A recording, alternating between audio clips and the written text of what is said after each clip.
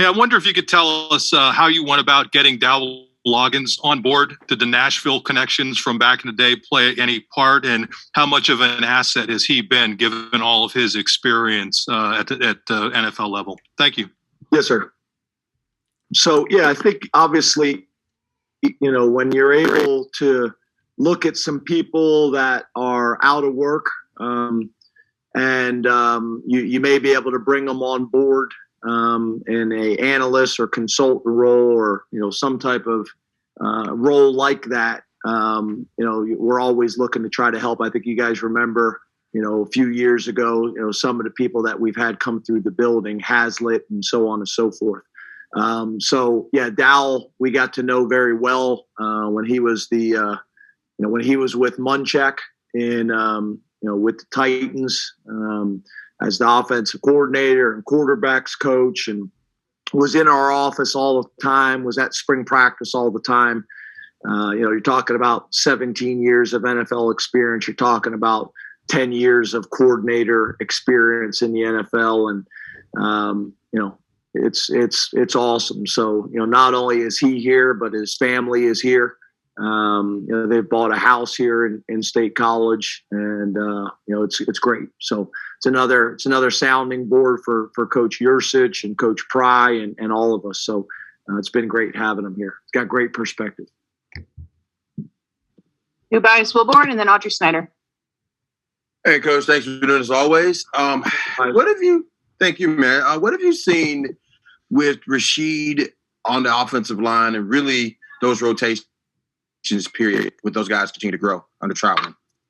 Yeah, so I was doing my my old man walk before practice, my workout, and I saw Rasheed coming out in the field, and I just stopped him. I just said, I'm just super proud of him, in really every area, how far he's grown and matured, and his approach right now has just been fantastic. He's practicing really hard. Winter workouts, he was great. His leadership with the younger players, he seems, more appreciative of Penn State than ever. And I think that's a really important, characteristic for all of us, to be appreciative of where we are and what we have. And I think he's just in a really good place. I know him and Troutwine have a really good relationship. Those guys are at Troutwine's house all the time. They go fishing. And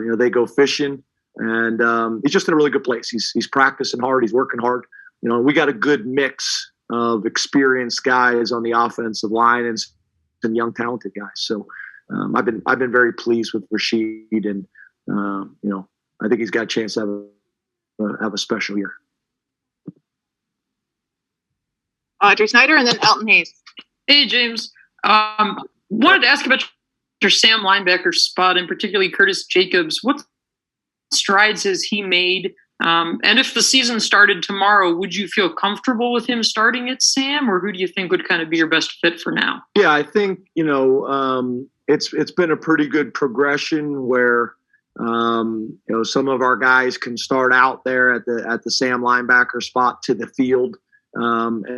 And then as they grow and put some size on and gain some experience, then over time, move into that will linebacker, more in the box, and then sometimes even transition to the mic.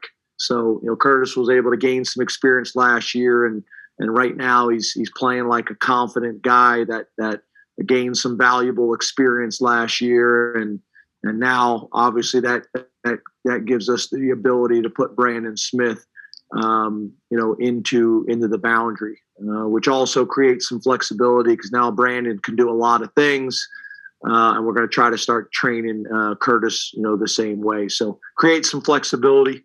We've been really pleased with his athleticism in space, and he seems to continue to get more confident out there on the field. So I've been very, very pleased with him. And if we were playing, this Saturday, those two guys would be starting at either outside backer spot based on today. Elton Hayes, then Tyler Donahue.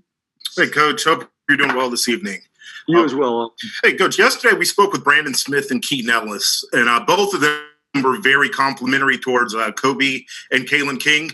Just wanted to get your evaluation on the King spring to this point. Yeah, they're just so mature.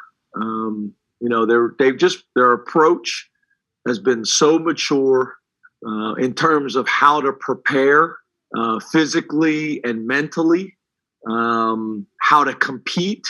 It's been really impressive. I mean, I'll as you guys know, I'm still separated from the family, so I spend more time in the office than ever. And I'll come in here on a Saturday, or I'll come in here on a Sunday, and they come in and they're watching film or on the jugs machine or whatever they're doing.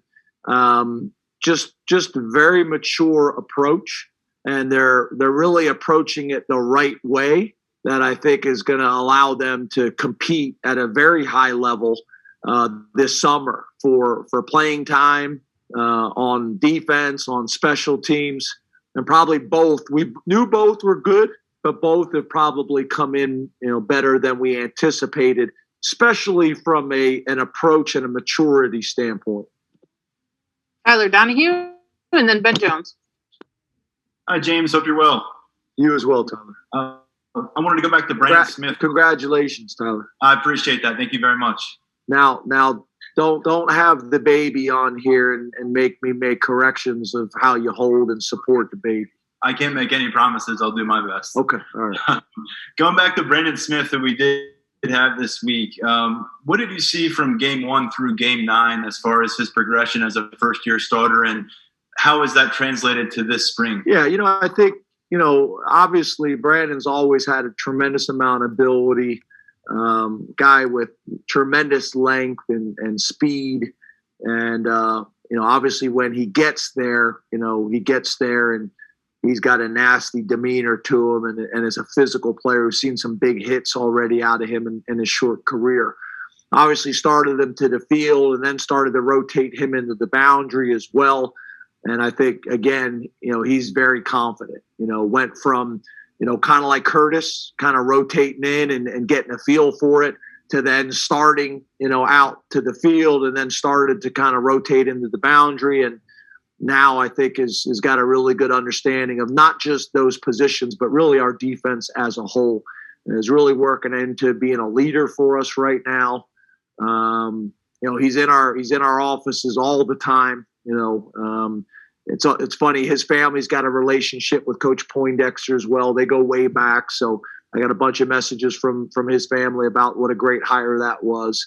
But he's exactly what you want in terms of a guy that came in that was a highly recruited guy, highly regarded, contributed for us as a freshman, and each semester and each year he continues to take the next step and grow. I think those two guys have a chance to really make our linebacker from a historical perspective, make all those former linebackers and our fans proud. The way they're going about it. And then obviously, Ellis and Jesse, feel really good. Ben Jones and Joe Giuliano. Hey, James, how's it going? Good. How are you, Ben? No complaints. Micah Shrewsbury said he wanted his team to have an underdog mentality, which fits that program well. I'm sort of curious how you would define the mentality you want your program to have right now, given the sort of range of experiences of the last few seasons. And is there a comparable offseason to this one from a messaging standpoint? Yeah, I think, obviously last year is something that we hadn't experienced, here. Not only from a COVID perspective, but also from a production perspective. There's no doubt about it. I think we always have kind of had that chip on our shoulder. That's kind of my mentality. That's kind of my approach. Until you're, consistently, where you want to be in the conference within the Big Ten and nationally, then I feel like you always feel like that. There's some programs that I think we laugh about every year that take on that approach, that underdog, that chip on the shoulder, that, disrespected program. That maybe doesn't fit. So there's a lot of different ways you could do it. But for us, I want to make sure that our approach and demeanor really shouldn't change a whole lot. If you're doing it right, your approach when you're winning shouldn't change a whole lot. There's some lessons that can be learned, but I'm talking about your core beliefs and your core values. and when you take one in the chin, if your process is correct, then it should stay. And over 10 years, I think we've proven that our process is correct. There's things that we got to get better. There's things we got to refine. There's no doubt about it. But coming off last year, we've learned a lot. Joe Giuliano and then Brandon Marcello. Good evening, James. Hey, Joe. Last year, with no spring and irregularity of summer, did that affect the chemistry and camaraderie you were hoping to build for the season? And how has that improved this year now that things are more or less back to normal, developing that chemistry and camaraderie? Yeah, I'm always careful, when I get questions like this, because I think it's a really fair question and it's a good question. But I also don't want to ever sound like, when you ask me this question, that we're making excuses. But for me to sit here and say that not having spring ball and having interrupted camp, did not affect chemistry and other things, that I wouldn't be being honest. It did, so obviously being able to get back to how we normally operate, learn lessons from last year, that no matter what happens, you got to find a way to adapt and be flexible and get it done. But getting back as much as we possibly can to our normal routine of how we do things. But again, taking the lessons of the flexibility that you have to have when change does come, right? It's the one thing that we can guarantee we're going to have the rest of our life is change. So kind of the combination of those two things, Joe, is trying to create as much chemistry as we possibly can in a way that we've always done it over the last 10 years. But then on top of that, take some of the lessons from last year. Brandon Marcello, and then our last question will go to Dave Melandra. Hey, Coach. I've been talking to a lot of your colleagues in the industry about the COVID-19 vaccine and how it's proliferating through our society. A lot of people are getting it. And now we're starting to see some universities, I know Rutgers, for example, they're going to require on-campus students to have the vaccine when they get there.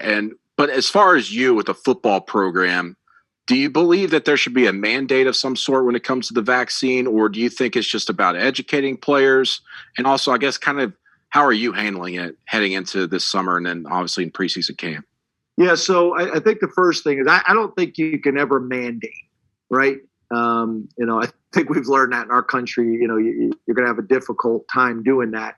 But what I think you can do is educate. When you talk about our football team and our campus and our community and statewide and nationally, you can educate on why it makes sense. And that's the approach that we've been taking, with our team.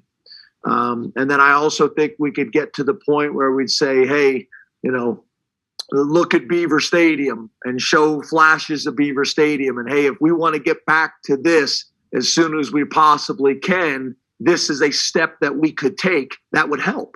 That would help us. And that's not only, in Beaver Stadium, that's in Philadelphia, and that's in Pittsburgh, and, Heinz Field, and all these different places. If we want to get back to somewhat of a normal routine in being able to celebrate and enjoy our professional sports or college athletics, this could help. What a great deal that would be is if we put a video out with me talking about, hey, if we want to fill up Beaver Stadium, this could help.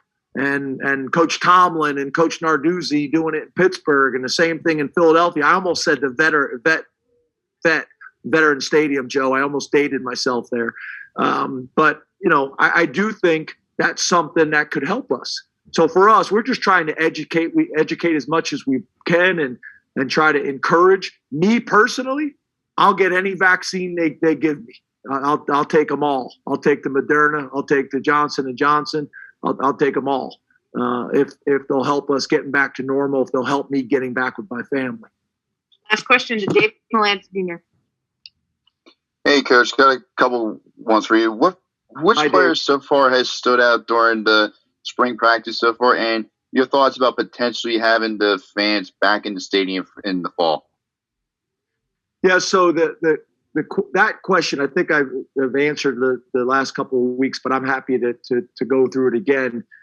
It's hard for me to kind of single out individuals because there's so many guys that are taking the next step and developing. And I listed out a bunch of guys, I think, last week on this call.